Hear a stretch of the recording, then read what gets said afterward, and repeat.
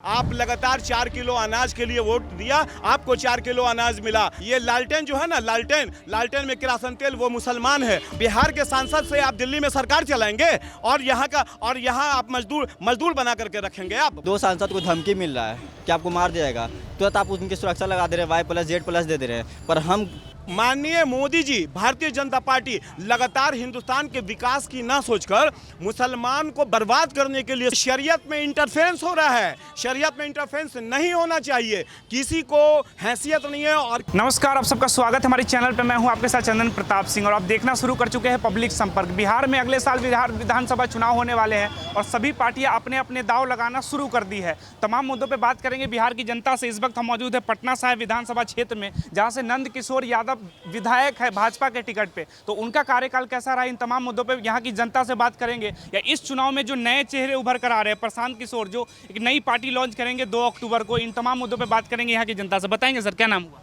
मोहम्मद शहजाद। तो अभी जो चुनाव आने वाले हैं, चुनाव में क्या मुद्दा लग रहा है, क्या मुद्दा हावी रहेगा इस विधानसभा क्षेत्र में? देखिए, अभी जो बिहार की स्थिति है और ये 2025 कमिंग में जो विधानसभा का इलेक्शंस होने वाला है, उसमें इस बार बिहार एक अलग रूप में नज़र आएगा। ये बात आप जान लीजिए। इस बार जो बिहार की जनता है बहुत ठगी हुई महसूस कर रही है।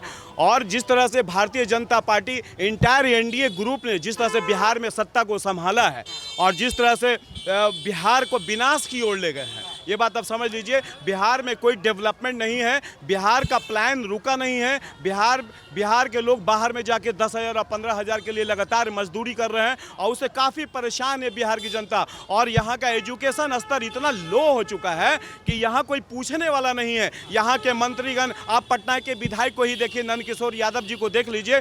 आप वो इलेक्शन जीतते हैं, लगातार इलेक्शन जीतते हैं, वो कमल छाप के नाम पे जीतते हैं। कोई काम उनका नहीं है, बल्कि वो किसी क्षेत्र में वो नजर नहीं आते हैं। यहाँ के सांसद जो जीते हैं इस बार, उनकी भी स्थिति इतनी खराब है कि वो बस जीतने के लायक ही है। जीतने के बाद वो कहीं पर वो दूर दूर तक नजर नहीं आता। चुनाव में जनता स्थानीय कैंडिडेट देखते हैं या सीधा मोदी जी को देखकर वोट डाल रहे हैं? देखिए, इस बार जो इलेक्शन होने जा रहा है, अभी तक तो जनता को लोगों ने बरगलाया है। भारतीय जनता पार्टी, जनता दल यूनाइटेड ने जनता को बुरी तरह से बरगलाया है। लेकिन इस बार एक नई पार्टी का उदय होने जा रहा है, प्रशांत किशोर जी का, जन स्वराज का, जो डेवलपमेंट की बात कर रही है, जो प्लान को रोकने की बात कर रही है, जो बिहार को ऊपर ले जाने की बात कर रही है, जो बच्चों के मुस्तकबिल के लिए बात कर रही है। वो चाहते हैं कि बिहार का एक एक बच्चा पढ़ करके आगे बढ़े। वो रोजगार की बात करे, ना कि नाला और सड़क की बात करे। अगर बच्चे आपके पढ़ लेंगे, गार्जियंस को वो लगातार कन्विंस कर रहे हैं कि आप अपने बच्चों के मुस्तकबिल को देखिए, आप उसके एजुकेशन को देखिए। अगर उसका एजुकेशन सही होगा, वो कामयाब हो जाएगा, तो वो समाज का कल्याण होगा, बिहार का कल्याण होगा, हिंदुस्तान का कल्याण होगा। लेकिन अगर बच्चे आपके नहीं पढ़ पाएंगे, बच्चे आपके डेवलप नहीं कर पाएंगे, तो आपके बच्चे वही बाहर में प्लान करेंगे, मजदूरी करेंगे। आप देखिए, बिहार का कोई कल कारखाना लगातार आज 33 साल से लालू यादव और जनता दल यूनाइटेड ने यहाँ पे अपना शासन चलाया है, लेकिन लगातार प्लान नहीं रुका, कोई कल कारखाना नहीं खुला। मोदी जी आते हैं इलेक्शन के समय में, लगातार भाषण देते हैं, मोतिहारी का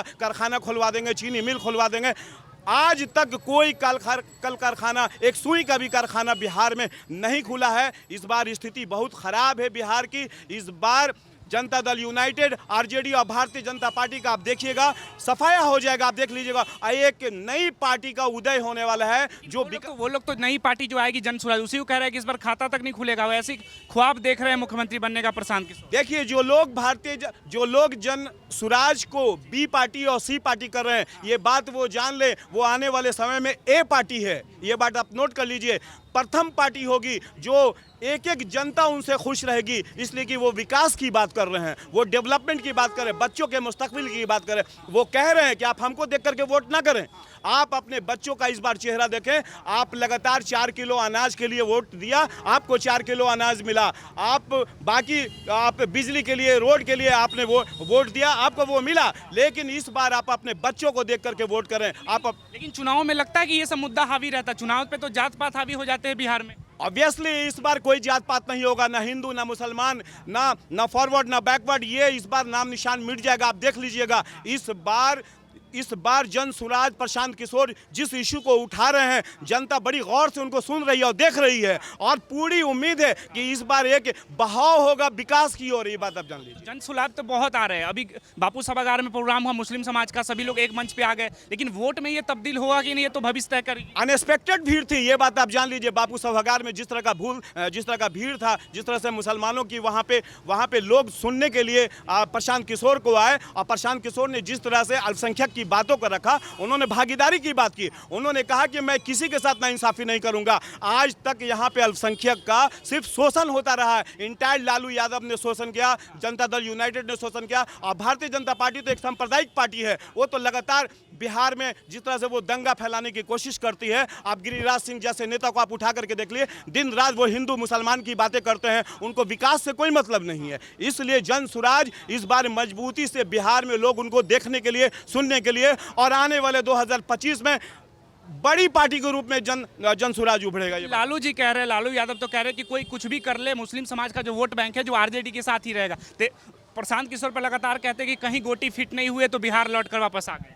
लालू यादव का अस्तित्व इस बार मिटने वाला है। 15 साल मुसलमानों ने जमकर उनको वोट किया, लगातार वोट किया। क्यों नहीं उन्होंने मुसलमानों को डिप्टी सीएम बना दिया। एक वक्त आया था कि मुसलमानों को चीफ मिनिस्टर बनाया जा सकता था, जिस समय रामविलास पासवान जी थे, लेकिन उन्होंने सत्ता को गिरा दिया, लेकिन मुसलमानों को चीफ मिनिस्टर नहीं बनाया। आज कहाँ है? आज सिर्फ वोट उनको चाहिए मुसलमानों का। मुसलमानों की भागीदारी वो नहीं देंगे, हिस्सेदारी वो नहीं देंगे। उनको 20% मुसलमानों का वोट चाहिए। मुसलमान इस बार आरजेडी को सबक सिखाने वाली है। ये लालटेन जो है ना, लालटेन में किरासन तेल, वो मुसलमान है, और वो अब चूने लगा है, और जिस दिन पूरा चू गया ना, उनकी सफाया हो जाएगी। और इस इलेक्शन में आप देख लीजिएगा, आरजेडी का बिल्कुल सफाया हो जाएगा। और ये माननीय नीतीश कुमार जिस तरह से अपने आप को सेकुलर कहते हैं ना, आप जिस तरह सेकुलर की बात करते हैं, वो संसद में वो बिल बनाते हैं, वक्फ वोट के नाम पे बिल बनाते हैं, और भारतीय जनता पार्टी को सपोर्ट करते हैं, समर्थन देते हैं।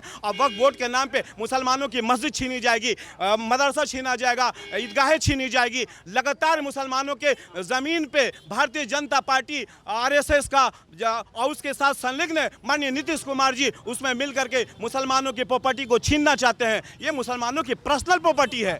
आरएसएस भाजपा पे तो बहुत बोल रहे थे, कांग्रेस ने क्या दे दिया मुस्लिम समाज? लगातार कांग्रेस ने शोषण किया, तब तो आज कांग्रेस फेंका गई। आज बिहार हिंदुस्तान में कहीं कांग्रेस नजर आ रही है? आप देखिए ना, आप किस तरह से इनको लोगों ने भगाया। आप उसके बाद आरजेडी आए, आरजेडी ने लगातार शासन किया। जब उससे लोग त्रस्त हुए तो जनता दल यूनाइटेड को लाएगा। जनता दल यूनाइटेड भी लगातार 18 साल से भारतीय जनता पार्टी के साथ संलिप्त होकर के, कॉम्युनल पार्टी के साथ संलिप्त होकर के लगातार मुसलमानों के साथ ही नहीं, इंटायर बिहार के साथ दगा किया है। जिस तरह से विशेष राज्य दर्जा को लेकर के उन्होंने धोखा दिया है बिहार को, जिस तरह से जाति जनगणना को लेकर के धोखा दिया है बिहार को, इस बार उनको सबक मिलेगा। नीतीश कुमार का अस्तित्व मिट जाएगा इस बार, आप देख लीजिए। राहुल गांधी कह रहे हैं कि बिहार इलेक्शन में इस बार कांग्रेस बहुत बड़ा उलटफेर करेगी, भरोसा करेगी जनता इस बार कांग्रेस पे। देखिए, राहुल गांधी की बात यह है कि Rahul Gandhi in this time थोड़ा मेहनत कर रहे हैं। मेहनत वो आज के डेट में आवाम को समझने की कोशिश कर रहे हैं। लेकिन जो कांग्रेस था, जिस तरह से कांग्रेस ने हिंदुस्तान के लोगों का बंटाधार किया, जिस तरह से वो सिर्फ मलाई खाते रहे, लगातार कांग्रेस आई और ना वो अल्पसंख्यक को समझे, ना दलित को समझे। इसलिए आज उनको सबक मिला है, तो शायद वो बेहतर राह पे चल रहा है। अच्छा, आपने कहा कि बिहार में बड़े पैमाने पर पलायन हुआ, रोजगार के लिए, शिक्षा के लिए, स्वास्थ्य के लिए बिहार के लोग दूसरे राज्यों में जाते हैं। इसका जिम्मेवार किसे मानते हैं आप? इसका जिम्मेवार तीनों है, कांग्रेस है, जदयू है, आरजेडी है। इन तीनों ने वादा किया लेकिन प्लान नहीं रोक सके। मोदी जी लगातार एक कारखाना तक नहीं खुलवा सके। गुजरात को ही उन्होंने सिर्फ मॉडल बना लिया। इंटायर हिंदुस्तान में, पूरे हिंदुस्तान का पैसा जाके वो गुजरात में उछले हुए हैं, और बिहार को मजदूर बना दिया उन्होंने। बिहार के लोगों को चाहते हैं कि पूरा बिहार जाके वहाँ मजदूरी करे। बिहार के बच्चे इसी के लिए पैदा हुए हैं। बिहार का वोट आप लेंगे, बिहार के सांसद से आप दिल्ली में सरकार चलाएंगे, और यहाँ आप मजदूर बना करके रखेंगे। आप बताइए। तो फिर कई लोग यही कहेंगे कि जिस प्रशांत किशोर की आप तारीफ कर रहे हैं, वही प्रशांत किशोर 2014 में गुजरात मॉडल लेकर आए थे और हिंदुस्तान की आवाम को मोदी जी के पक्ष में वोट डालने के लिए कह रहे थे। प्रशांत किशोर जी अगर गुजरात में अगर मोदी मॉडल लेकर के आए थे, तो अभी ममता बनर्जी को उन्होंने सपोर्ट किया और ममता बनर्जी को इलेक्शन जिताया, भारतीय जनता पार्टी का सफाया कर दिया। नहीं तो आज एनआरसी लागू हो जाता, सीए लागू हो जाता। ये बात आप समझ लीजिए। वो प्रशांत किशोर का ही कमाल है कि आज एनआरसी रुका हुआ है। ये बात आप समझ लीजिए। और पूरी पार्टी इंटायर खैर बिहार की ही नहीं, हिंदुस्तान की पार्टी बौखलाई हुई है प्रशांत किशोर के आने से। उनको पता है कि ये बंदा इज वेरी जीनियस है, ये रणनीति और राजनीति दोनों में माहिर है। इस बार वो सबको मात देने वाला है, इसलिए कि वो आपके बच्चों के मुस्तकबिल को दिखा रहा है कि देखिए आपके साथ किस तरह आपका शोषण हुआ है, आपके बच्चों का शोषण हुआ है। इस बार आप संभल कर रहिए। आप मेरा चेहरा नहीं देखिए, लालू का चेहरा नहीं देखिए, नीतीश का चेहरा नहीं देखिए, मोदी का चेहरा नहीं देखिए, आप अपने बच्चों का चेहरा देख करके इस बार वोट कीजिए। और वाकई अगर आप अपने बच्चों का चेहरा देखेंगे, जिस तरह से 10,000 के लिए वो प्लान करते हैं, नौकरी करने के लिए बाहर जाते हैं, वो रुकेगा। वो कहते हैं कि इस बार आने वाले छठ में आप देखेंगे, इस छठ के बाद इस बार प्लान रुक जाएगा, मेरी सरकार आएगी तो यहाँ हम नौकरी की व्यवस्था करेंगे, कल कारखाना खोलेंगे यहाँ पर, और एजुकेशन प्राइवेट सरकारी दोनों हम देंगे। जहां बच्चे पढ़ेंगे मैं उसका फी भरूंगा। कह रहे कि मुस्लिम समाज को इस बार 40 टिकट देंगे, तो भरोसा है कि देंगे या फिर ऐसे चुनावी में दावे वो भी वादे कर रहे हैं? नहीं, ऑब्वियसली देंगे। वो चुनाव ही में टिकट नहीं देंगे, वो अपने डिपार्टमेंट, ऑफिशियली डिपार्टमेंट से लेकर के इंटायर वो सांसद और विधानसभा में भी वो टिकट देंगे। ये बात आप जान लीजिए। जिसकी जितनी आबादी है उन्होंने खुले तौर पे, खुले मंच पे आकर के कहा है कि मैं उनको भागीदारी दूंगा, और वो चाहे वो दलित हो, चाहे वो मुसलमान हो, उसके हक को वो काटेंगे नहीं। ये बात आप जान लीजिए। और जिसकी जितनी आबादी है उसको देंगे वो टिकट। बताएंगे भाई, क्या नाम हुआ? मेरा नाम मोहम्मद फिरोज खान हुआ। बिहार इलेक्शन को लेकर क्या देखते हैं कि युवा किसकी तरफ लग रहा है? देखिए, जिस तरीके से तेजस्वी यादव कह रहे हैं और चिराग पासवान कह रहे हैं कि युवा हमारे साथ है, तो वो लोग भ्रमित हैं। इसलिए युवा का रुझान जितना है अभी चला गया प्रशांत किशोर जी की तरफ। जिस तरीके से प्रशांत किशोर जी ने बोला कर कारखानों को हमने बिहार में डालना है, उस राह पे तेजस्वी यादव कह रहे हैं कि हम डालेंगे। जब 17 महीने आपकी सरकार रही, डिप्टी चीफ मिनिस्टर रहे, तो ये आपको सुझाव नहीं दिखा? जब 2000 से आपकी माँ, आपके पिताजी मुख्यमंत्री रहे, उस टाइम आबादी भी बिहार में कम थी, उस टाइम आप कर कारखाना को डाल सकते थे, उस टाइम आपको कर कारखाना नहीं दिखा। आज प्रशांत किशोर जी थोड़ा सा अनाउंसमेंट क्या किए कि आपको कर कारखाना सब कुछ दिखने लग गया। हाँ, आज आप स्वास्थ्य मंत्री रहे हैं, अभी तक किसी अस्पताल का हाल जाके देख लीजिए, कोई भी बिहार का तेजस्वी यादव अस्पताल। तो बार बार ये कहते हैं कि जहां अगर विकास देखना हो तो गांव का विकास करिए, रियल हिंदुस्तान जो है गांव में बसता है। तो तेजस्वी यादव का जो विधानसभा क्षेत्र है राघोपुर, उस गांव में कितना विकास हो गया? पूरा विकास हो रहा है। बाहर में उनका गांव बह रहा है, जाके देखिए, बाहर में गांव बह रहा है, वहाँ पे जाते नहीं है, अपने गांव तो देखते नहीं है, डेरा डंडा तो डाले जाते हैं। अभी सरकारी भवन ही उनको खाली करना हुआ, जो नोटिस गया हुआ है काफ़ी दिनों से, तो वो तो सरकारी बंगले को पकड़ के बैठे हुए हैं, जाना नहीं चाह रहे हो। वो चाह रहे कि हम डिप्टी चीफ मिनिस्टर फिर से बन जाएं, वो क्या विकास की बात करेंगे? तेजस्वी यादव जो आभार यात्रा पे निकले हैं, उसका लगता है असर होगा, जनता उस पर भरोसा करेगी? तो तेजस्वी यादव कह रहे हैं कि बिहार युवाओं की धरती है और युवा को भरोसा मिलेगा, युवा इस बार मुख्यमंत्री बनेगा। जीरो पे बोल्ट होंगे, जीरो पे वो बोल्ट होंगे, क्योंकि जनता जान चुकी है, हम युवा जान चुके हैं। तेजस्वी यादव भी ठगने वाले हैं। उनके पिताजी को शासनकाल दिया गया 15 साल का, उनके माताजी को, जो कि बहुत है, लोगों ने जान लिया उनको अच्छे तरीके से, उनको भी दिया गया। उनके भाई को देखिए, तेज प्रताप को, आए दिन कैसे कैसे ही करते हैं। अभी पाटलिपुत्रा से मीसा भारती सांसद बनी, उसमें हम युवाओं का, मैं प्रूफ के साथ कहता हूँ, खास जिताने में अहम भूमिका रही है। क्योंकि हमको चाह रहे थे कि कम से कम तेजस्वी यादव आरजेडी मुसलमान के हित में रहे, पर जहाँ जहाँ मुसलमान, जैसे आप सिवान देख लीजिए, हिना साहब को अभी लाने के लिए लोग उनके घर पे जाने लगे। जिस टाइम साबुद्दीन साहब का डेट हुआ है, उस टाइम हिना साहब उसके बाद बरसी में भी नहीं गए। आज हिना साहब के यहाँ चक्कर काट रहे हैं, हिना साहब से मिल रहे हैं कि कम से कम मुसलमान मेरे वोट में आ जाए। अगर इतना रहनुमा थे मुसलमान के प्रतीक, तो कम से कम अवध बिहारी चौधरी को वहाँ से टिकट नहीं देना चाहिए था, वो टिकट छोड़ देना चाहिए था। अगर आप खुल के सपोर्ट नहीं कर सकते थे, तो अंदर से भी सपोर्ट करके हिना साहब को पार्लियामेंट भेजने का काम कर सकते थे। पर मुसलमान को हमेशा नीचे निगाह से आपने देखा। लोकसभा में आप आरजेडी को सपोर्ट कर रहे थे, विधानसभा में पलट जा रहे हैं। मैंने देख लिया ना, जिस तरीके से हम मुसलमान चाहता कि कम से कम हिना साहब के विरोध में किसी को तेजस्वी यादव उतारे नहीं, पर आरजेडी ने उसको समझे कि हम मुसलमान को पीठ पे खंजर भोंकने का काम शुरू से किया। वही तेजस्वी यादव आपके प्रशांत किशोर को, जन सुराज की टीम को कह रहे कि ये लोग 5 स्टार टेंटों में रहते हैं, भाजपा की बी टीम की तरह काम कर रहे हैं, ये सब तो क्लाइंटों की तरह काम कर रहे हैं। ये बेस्ट पार्टी है ना, प्रशांत किशोर जी का देख रहे हैं कि ये बेस्ट पार्टी उभरने वाली है।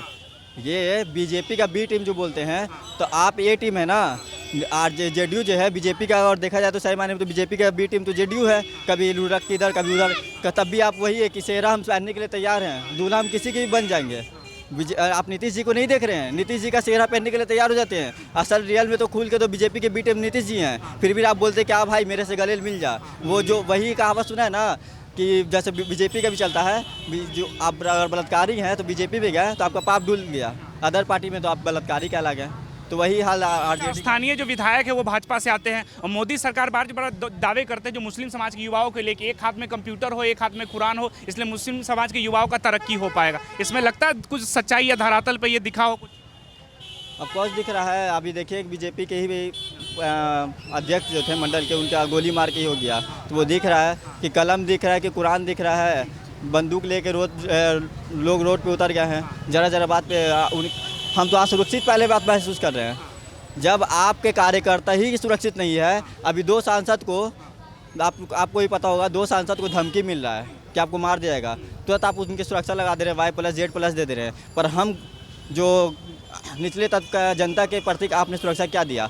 आज आप एक एक MLA के पीछे में 4 गाड़ी लगा देते स्क्वाड का, पर जनता के बीच में 2000-4000 पे एक पुलिसकर्मी आप देते हैं। एक पुलिसकर्मी को तो 5 आदमी मिलकर कूद सकता है, पर जनता की सुरक्षा का आप कहीं नहीं देख रहे हैं। और रहा नंद किशोर यादव जी का, स्पीकर बन गया है, 6 टर्म से विधायक भी हैं, पर उनको लोग नकार रही है इसलिए कि वो कुछ किए नहीं है अभी तक। चाहे वो कुछ नहीं करते तो 6 बार से विधायक कैसे जनता चुन रही हो? अब जाहिर सी बात है, बीजेपी चोर कहलाती है शुरू से। जहाँ पे हार का ही होता है वहाँ पे चोरी का ही है। जिस तरह से सम्राट चौधरी डंके की चोट पे कहते हैं, पब्लिक आप हैं, वोट हम कर रहे हैं, हम जान रहे कि हम किसको वोट कर रहे हैं। डंके की चोट पे कह देते कि हम पटना साहिब फतेह कर रहे हैं, हम पटना साहिब फतेह कर रहे हैं, लगे कि जनता उन्हीं के वोट से जीत रहे हैं। तो जाहिर सी बात है जनता पे भरोसा है या ईवीएम पे? जनता पे भरोसा उनको नहीं है, उनको ईवीएम पे भरोसा है। उनको डीएम और अपने जो बड़े पदाधिकारी उन पे भरोसा है कि जहाँ पे जरूरत पड़ेगा वहाँ पे सेटिंग तो करिए। आप बताएंगे सर, केंद्र में भी भाजपा की सरकार है और बिहार में भी भाजपा का गठबंधन है, लेकिन भाजपा के नेताओं पे हमला हो रहा है, लगातार दूसरा मर्डर रहा है इस मंथ में। यही तो क्लियर हो जाता है ना कि ये किस तरह की सत्ता चला रहे हैं। जब भारतीय जनता पार्टी का लीडर सेफ नहीं है, लगातार पटना सिटी और पटना क्षेत्र में उनकी हत्या हो रही है, आप ये देख रहे हैं, तो आम जनता और आम पार्टी के लोग कैसे यहाँ पे सही रह पाएंगे, या बताइए। ये प्रूफ होता है कि इनकी ये जो बिहार में सरकार चल रही है ये बिल्कुल दिशाहीन चल रही है, ये बात आप समझ लीजिए। और इस बार जनता इनको सबक सिखाएगी, ये बात आप जान लीजिए। माननीय नीतीश कुमार के साथ साथ इंटायर भारतीय जनता पार्टी को, जो सांप्रदायिक पार्टी है, जो लोगों के बीच लड़ाने का काम किया करती है, हिंदू मुसलमान को बांटा करती है, फॉरवर्ड बैकवर्ड को बांटा करती है, इन दोनों का इस बार आप देखिएगा सफाया हो जाएगा बिहार। भाजपा तो कहती है सबका साथ सबका विकास, हम सबको लेकर चलने वाली पार्टी है। ये सिर्फ कहने की बात है। जिस तरह से आप देखिए ना, इंटायर हिंदुस्तान में जिस तरह से मुसलमानों के खिलाफ बिल बनाया जाता है, जिस तरह से NRC, CA और आप ट्रिपल तलाक और वक्फ बोर्ड का मामला जिस तरह से उभरा है, माननीय मोदी जी, भारतीय जनता पार्टी लगातार हिंदुस्तान के विकास की ना सोचकर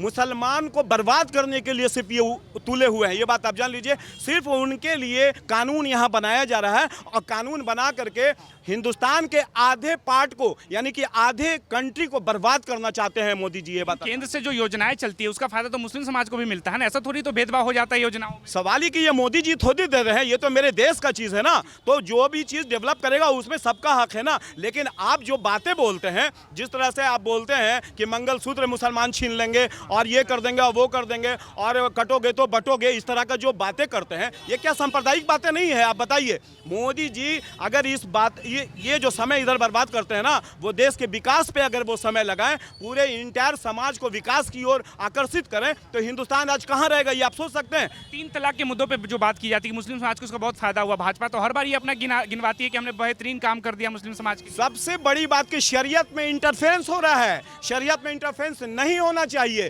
किसी को हैसियत नहीं है और किसी की ज़रूरत नहीं है कि शरीयत में आप इंटरफेरेंस करें। जिस तरह से वक्फ बोर्ड का मामला है, ये भी एक शरीयत में इंटरफेरेंस है। आप ये बताइए, आप वक्फ बोर्ड के लिए कानून बनाना चाहते हैं, आप जो है सरदारों के लिए आप कानून बनाएंगे? आप बताइए, बताएंगे? मठ के लिए आप कानून बनाया है? आपने मठ के लिए कानून नहीं बनाया है, आपने गिरजा के लिए कानून नहीं बनाया, और वक्फ बोर्ड के लिए आप कानून बनाएंगे? आप मुसलमानों को बर्बाद करना चाहते हैं, उस पर आप लगातार अटैक कर रहे हैं, आप उसके फाइनेंस को जीरो बनाना चाहते हैं और आप कहते हैं कि मैं विकास की बात करता हूं। प्रशांत किशोर में मुस्लिम समाज लोग भरोसा करेंगे? वो भी तो ब्राह्मण समाज अपर कास्ट से आते हैं। और पे Prashant Kishor in this time समाज में खड़े होकर के कह रहे हैं कि मैं सबका हूं, मैं सबका विकास करूंगा, मुझे जात से मतलब नहीं है। अगर 18% मुसलमान है तो मैं 18% उसको टिकट दूंगा और अपने पैसे से उन्हें लड़वाऊंगा। ये बात आप मुख्यमंत्री का ख्वाब देख रहे हैं। ऑब्वियसली वो खुल करके मंच पे कह रहे हैं मैं सिर्फ सूत्रधार हूं, मैं ना चीफ मिनिस्टर बनूंगा और ना कोई मंत्री पद कर लूंगा। ये बात आप जान लिए। प्रशांत किशोर लगातार इंटायर हिंदुस्तान के पार्टी के साथ काम कर चुके हैं और लगभग एक रणनीतिकार के रूप में उन्होंने सबको शिकस्त दिया है और इस बार राजनीति में वो समझ चुके हैं कि हिंदुस्तान का बंटाधार हो रहा है, बिहार को बर्बाद किया जा रहा है। इसलिए वो अपनी पार्टी को लेकर के, जन सुराज को लेकर के बिहार में आए हैं और मजबूती से खड़े हैं, जिससे सारी पार्टियां में खलबली मची हुई है और बेचैनी है। जो लगातार 15 साल लालू यादव और 18 साल नीतीश कुमार ने जो इस्तेमाल किया है आवाम का, जनता का, अब उनको ये समय मिलने वाला नहीं है। इस बार जनता समझ चुकी है। इस बार वो अपने बच्चों के पीछे चलेंगे और बच्चों के एजुकेशन और बच्चों के प्लान को रोकेंगे। इस बात आप जान लीजिए। और बिहार में कल कारखाना खुलेगा, इस आधार पर इस बार वोट पड़ेगा।